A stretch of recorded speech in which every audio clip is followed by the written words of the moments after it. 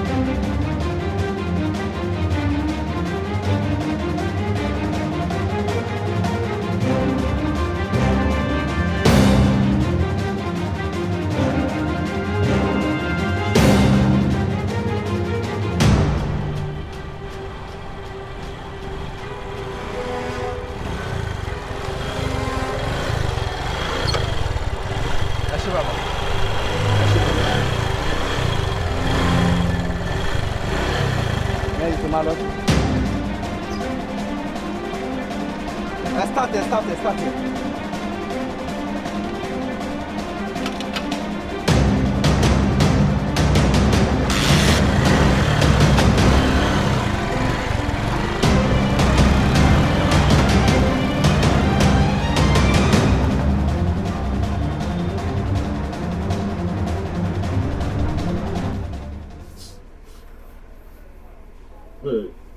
If this money no complete, na wahala o.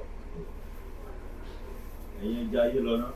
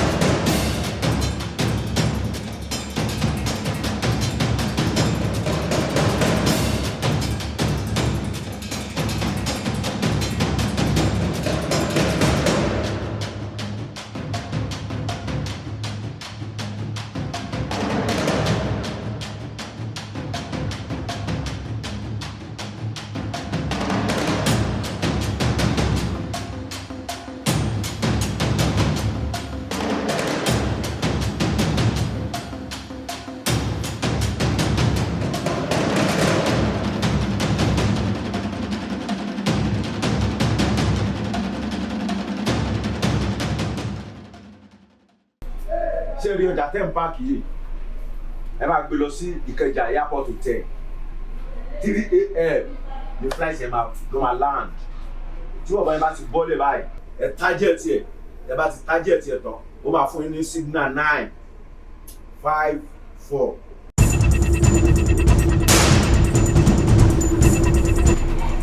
You go check wetin dey happen for outside.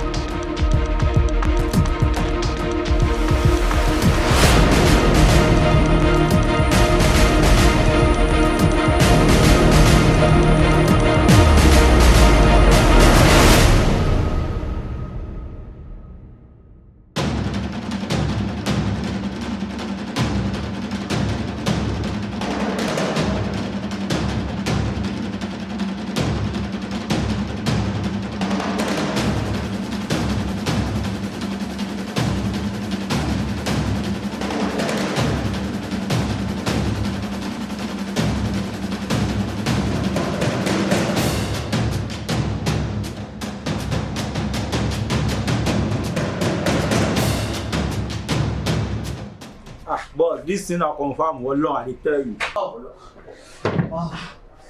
I'll go to one that our boys want how many men. Boss, good again. Why this guy all the time? Babo, I don't like this kind of parole. As we dey here, so no be say we dey fear them. Gentility of a lion is not tantamount to fear. Now, when these people show themselves we dey here, wetin dey sell them? Baba, now so make we face them. Everybody, pack your load and let's go. This go, Sam. When they pursue us, just Good. I don't like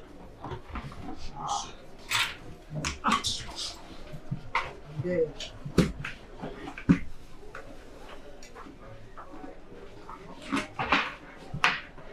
But I know say we don't dey fear now. Anyway, when I come, we dey here to fight, ready to die.